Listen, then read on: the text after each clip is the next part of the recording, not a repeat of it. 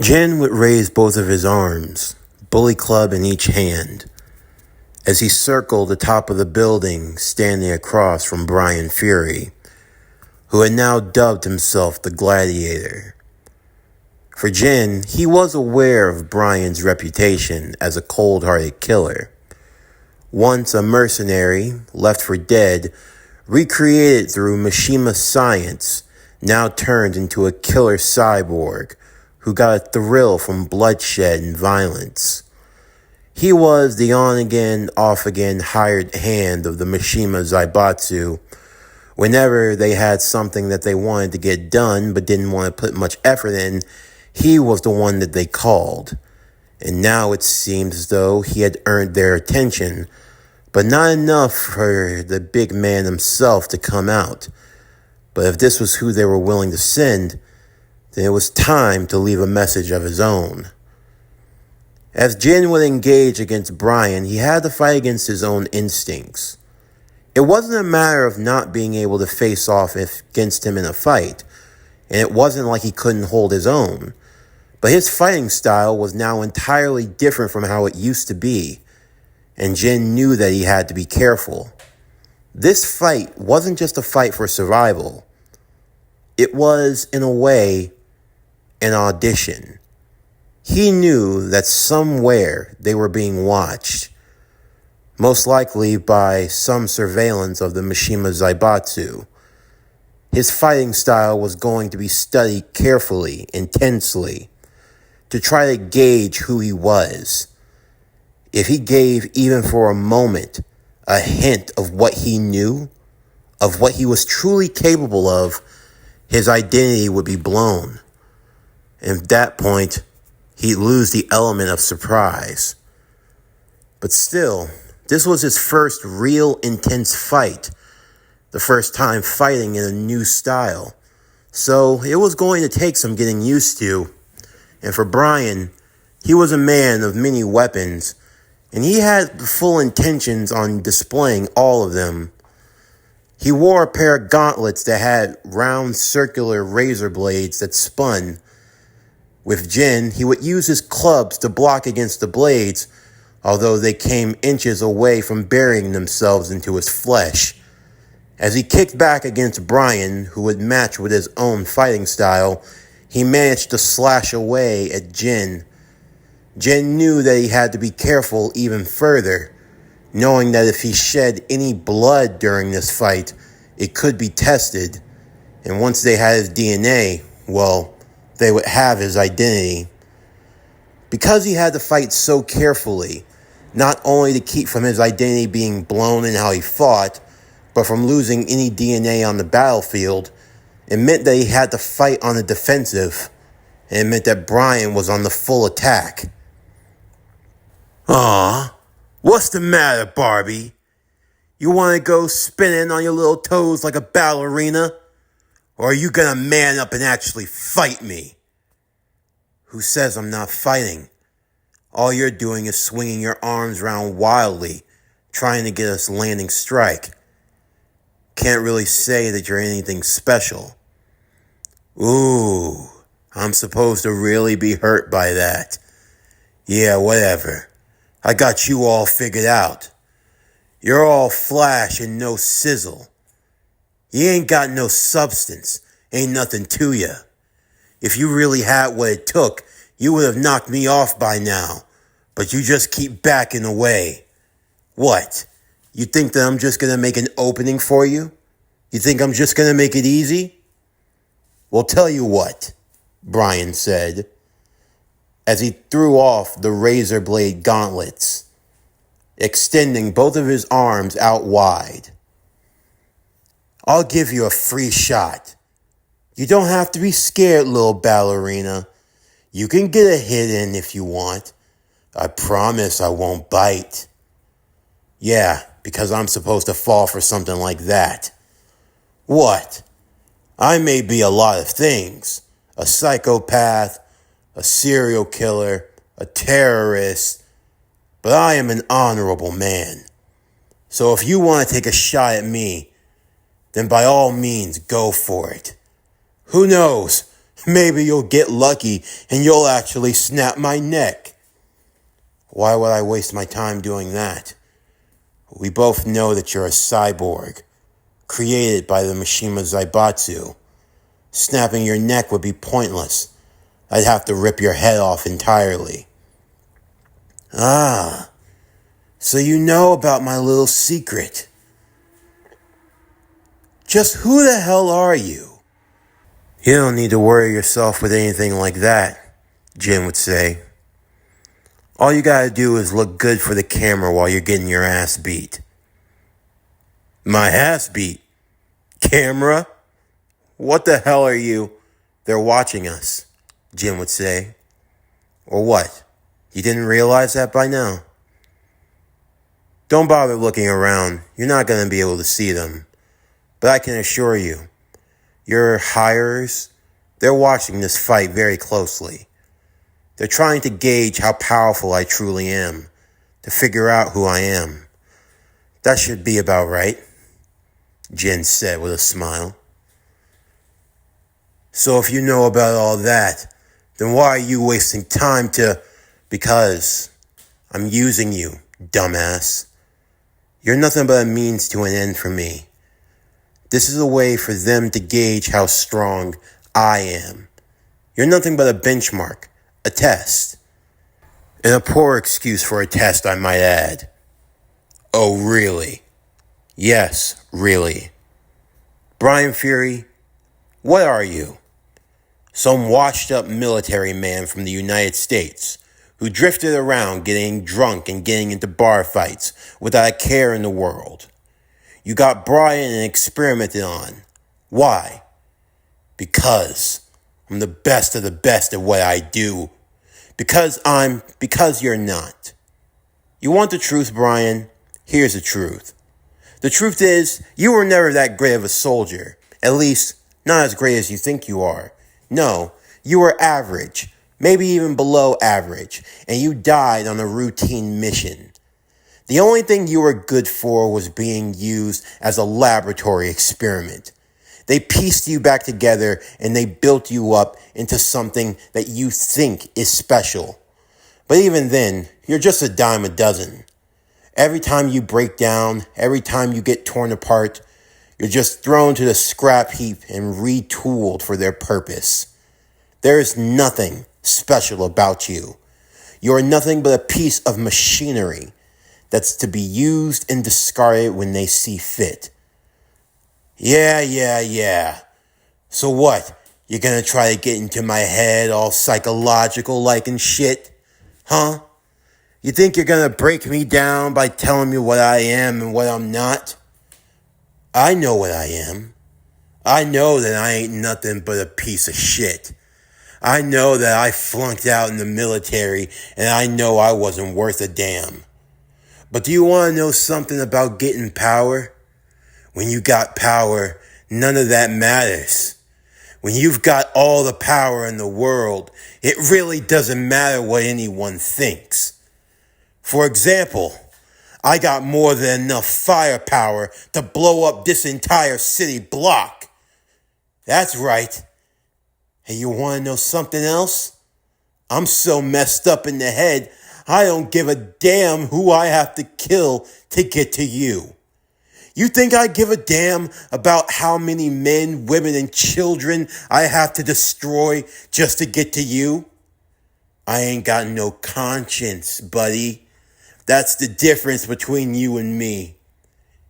You might be better than me, but you ain't got the heart like me. You ain't got the heart to win by any means necessary like me. That's the difference between you and me.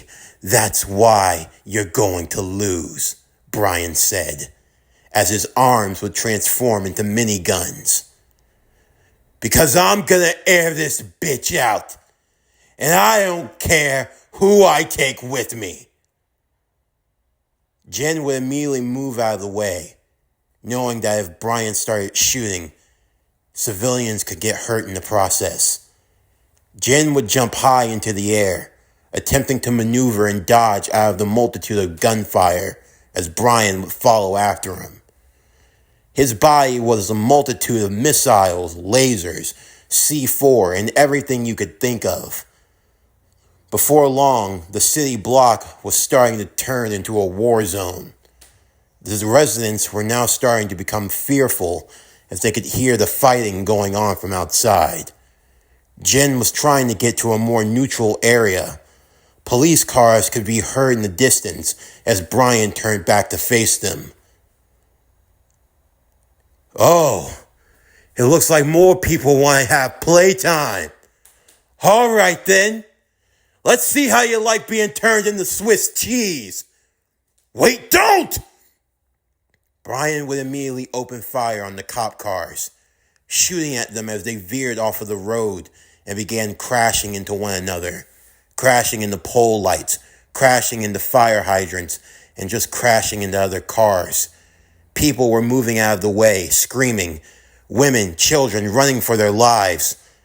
Missiles were launched out of Brian's back and into the air at more police cruisers.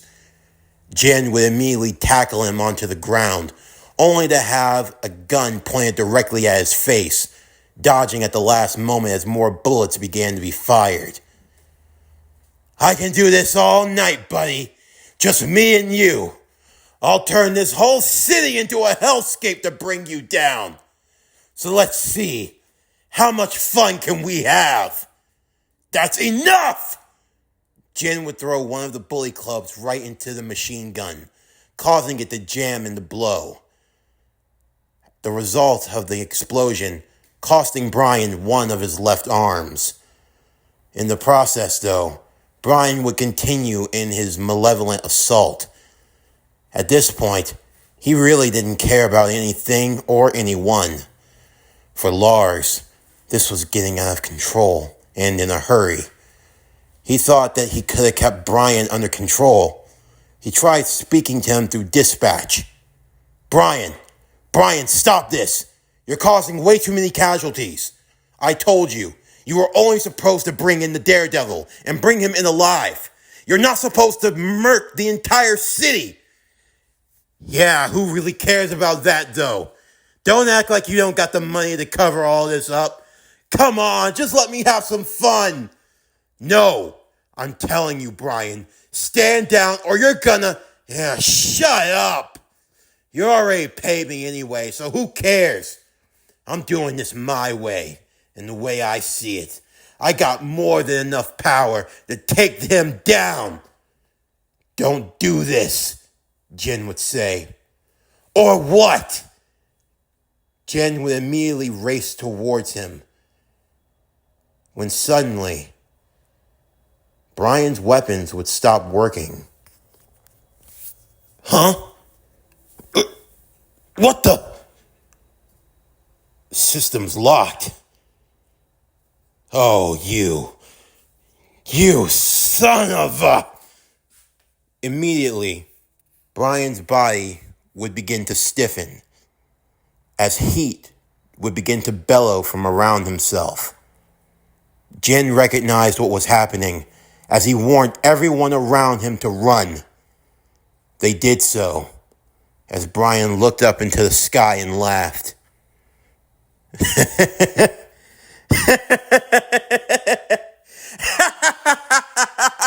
Oh, so that's how it is, huh? Huh? You're just gonna try to get rid of me? All right then, fine. Fighting past the protocols that had locked him down, Brian, through sheer willpower and determination, would race towards the crowd of people. At the last moment, Jen, using his speed, would close the gap between them both. As he used his grapple mode on his bully club, he wrapped it around Brian as he swung them both into the sky, getting as far away as they could. Mustering all the strength that he had within his body, he would attempt to throw Brian as far into the air as possible. Brian simply laughing as he was flung high above before a massive explosion showered the sky in a sea of light. Brian Fury was gone. For Lars, it was the loss of an asset, but in the end, it had only turned into a liability. And for Jin, his night had definitely gotten to a rough start. In the meantime, Kazuya found himself in his own battle as he was fighting in the skies against Yoshimitsu, the angel and the devil, both of them moving at blinding speeds. Yoshimitsu with 4 angel-like wings on his back, being able to match fists and with the art of the blade against the likes of Kazuya, who would have to use both of his wrist gauntlets to block, countering against the fighter. As Saji would watch on from a distance, he had no idea that there was another angel in town. He had never even heard of this Yoshimitsu before or anything like that. But at the very least, he was grateful. His brother and sister had come back towards him, much to his chagrin. As though he would have wanted for them to have gotten as far away as they could, he was still relieved that they were all right. For Kazuya, he knew that he had no chance of closing the gap between himself and the boy. And for Yoshimitsu, his primary focus was getting the boy to safety. Once he had the opportunity, stunning Kazuya, he would move back to Saji and the kids before disappearing into the night. "So you're attempting to run," Kazuya would say. "Discretion is the better part of valor, my friend. Trust me, things are far from settled between us, and we will meet again." Kazuya would race towards them, but the group would be enveloped in a glowing light before disappearing. Far off in the distance, Kazuya could hear another crowd that was gathering. He knew now that this was the time to get away and let things cool off, regroup, and replan their next move. For Saji, now tough decisions had to be made. What was he going to do? Where were they going to go? He had little options, but thankfully, they had allies. At his request, they would stop to Kyoto. They would find the residency of the Yokai clan, where the leader, Yasuka, the Ninetails, along with her daughter Kuno, would greet the member of the Sea Tree family. After having their healers look over him, he would request that they watch over his brother and sister for a short while. The two would agree to this, although they were deeply concerned. They asked if he had made any contact with Sona at the moment, and he hadn't. He told them that he planned to eventually, although for Saji, he wasn't sure if that was the best thing to do. Sure, the standard protocol would have been for him to call back to Sona as soon as possible. But with everything that was going on, what if all of this was his fault? If that Kazuya guy had come after him, he came after him for a reason. He didn't want to get Sona involved, to make things more of a mess than he already had. Yoshimitsu was offering to take him away. There was much that he wanted to teach to the boy, for some reason. And for now, Saji was left with few options. Although, once he had his bearings about him, he would make a call to Sona. Sona was countries away, in the United Kingdom, dealing with some serious business. Business that could shape the world itself. Because of that, the last thing that Saji wanted was to cause her any more worry or grief. He had to be able to deal with some things on his own. Otherwise, he'd be relying on her for the rest of his life. After saying his goodbyes and promising to keep in touch with both brother and sister, he would make his way with Yoshimitsu. They traveled far off into the countryside, with little being spoken between them. For Yoshimitsu, he wondered if this was the best course of action. After all, even though the treaty that had been signed between the devils, the angels, and the fallen angels had been taken into effect, and that the three factions were now on more peaceful terms, there were still those who felt that it was better to keep things separate and only work together when you absolutely needed to. But for Yoshimitsu, he felt something with this boy. A similar spirit that perhaps something of kin to his master.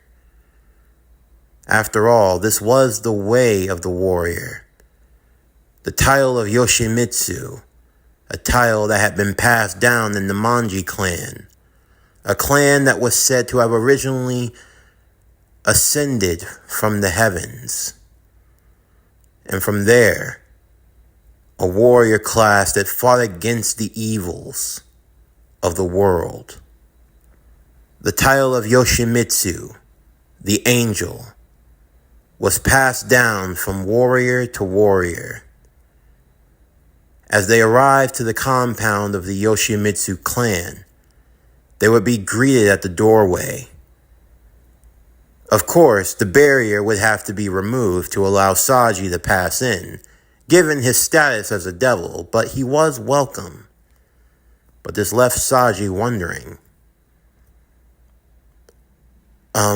Sir, I'm grateful for the help and all. Really, I am. But why? Why did you help me? There was someone that was in need. Would I need any more reason than that to aid you? I mean, I don't even know you. You are right about that. You can call me Yoshimitsu. Although that is not my real name, it is the only name that I know. This here is the home of the Manji clan. We hail from the race of angels, although we now reside here on Earth. So wait, are you angels though? Not necessarily. As I'm sure you know, after the last great war between the angels, devils, and fallen angels, their numbers were depleted on all sides, and as such, drastic measures had to be made. Yeah, I know.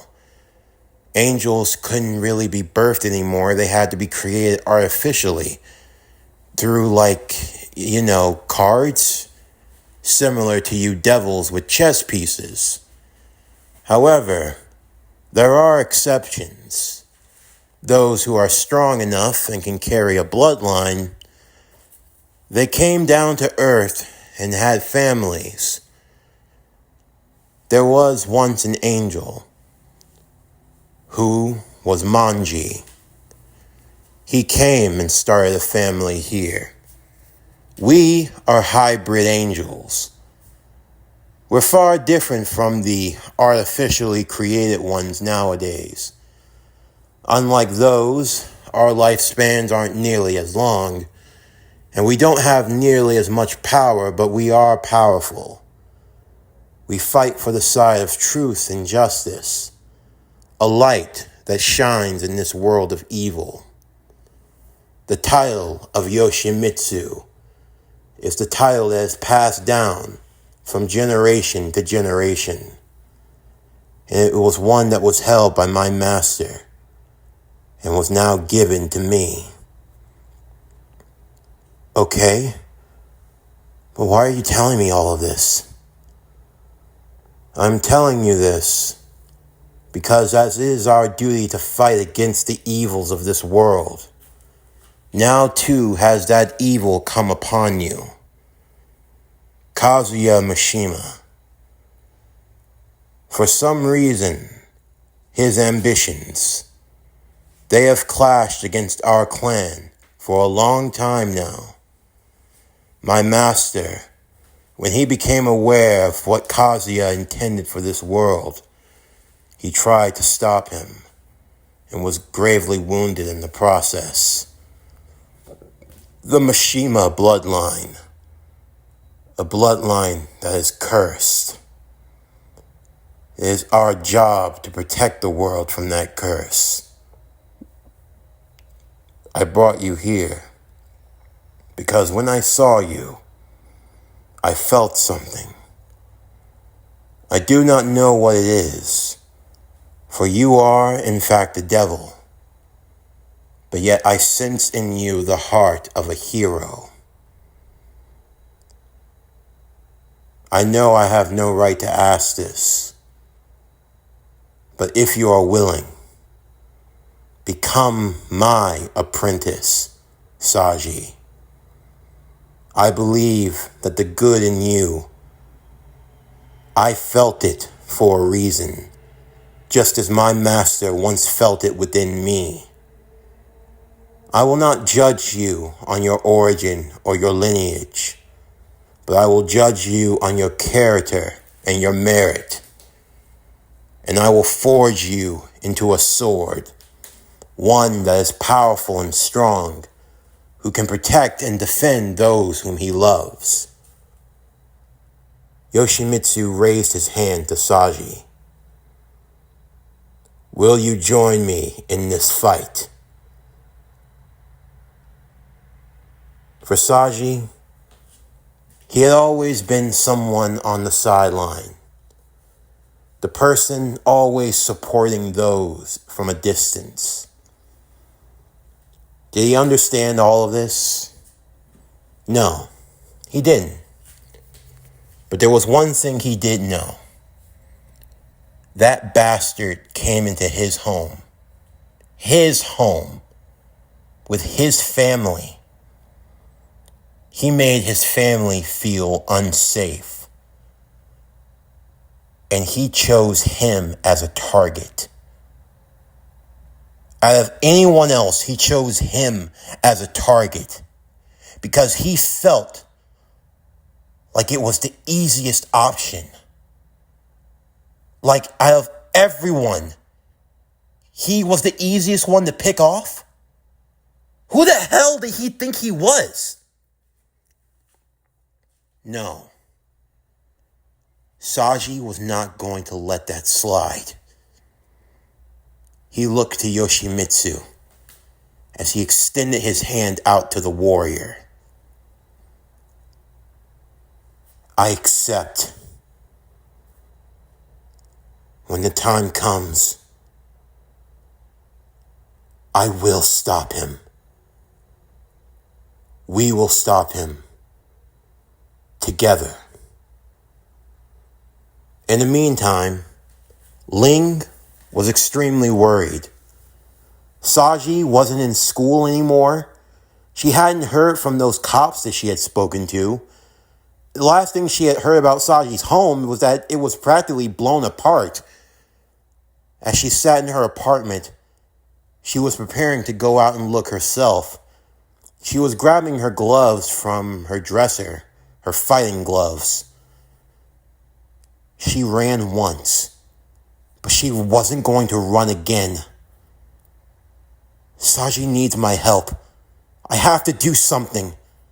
Even if I have to fight against Kazuya, Heihachi, hell, the whole Zaibatsu. I'll fight them all. I'll do whatever it takes. As she raced to the door, swinging it open, ready to face the world and everything that was in it.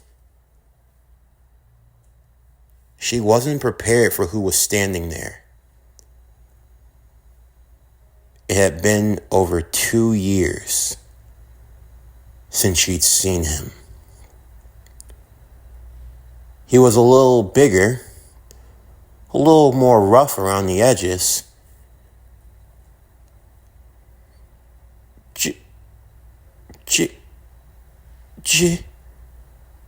Hey, Ling, Jin would say.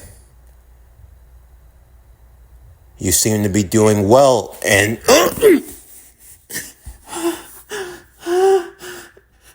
Dummy, Dummy! Dummy! I know. It's okay. How you been?